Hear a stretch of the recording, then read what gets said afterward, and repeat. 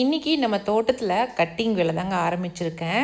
September, October, November இந்த 3 மாதத்துக்குள்ளார நம்ம மாமரத்துக்கு கவாத்து பண்ணிடணும் அப்படின்னு சொன்னாங்க. நான் இது நாள் வரைக்கும் கவாத்து பண்ணினதே கிடையாதுங்க.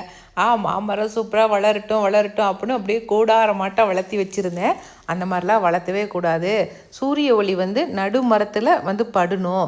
எல்லா கிளையும் உங்களுக்கு அகலமாக தான் படர்ந்து போகணும். மேலே கூடாரமாட்டம் வரக்கூடாது அப்படின்னு சொன்னாங்க.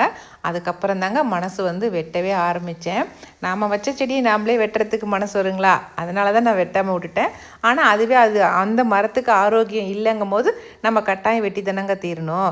அதனால் எங்கள் வீட்டில் இருக்கிற ஒரு 4 மரம் இருக்குது. 4ஐயுமே நல்லா வெட்டி விட்டுட்டேன். அது மட்டும் இல்லை, வாட்டர் ஆப்பிளையும் வெட்டி விட்டேங்க. கருவேப்பிலை செடியும் வெட்டி விட்டுட்டேன். அதுக்கப்புறம் மெயினாக அத்தி மரத்தையும் வெட்டி விட்டுட்டேங்க.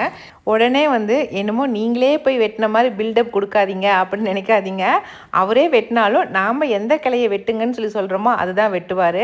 அதனால் நான் அண்ணாந்து பார்த்து இந்த கிளையை வெட்டுங்க அந்த கிளையை வெட்டுங்கன்னு சொல்கிறதுக்கே எனக்கு டயர்டாகி போச்சு. கழுத்து வலி எடுத்துக்கிச்சிங்க. இந்த வேலையெல்லாம் முடிச்சுட்டு அதுக்கப்புறமா சாயந்தரமாக தாங்க கிளம்பி நாங்கள் ஒரு கல்யாணத்துக்கு போயிட்டு வந்தோம். இந்த saree நம்ம தறி saree எப்படி இருக்குன்னு சொல்லுங்கள்.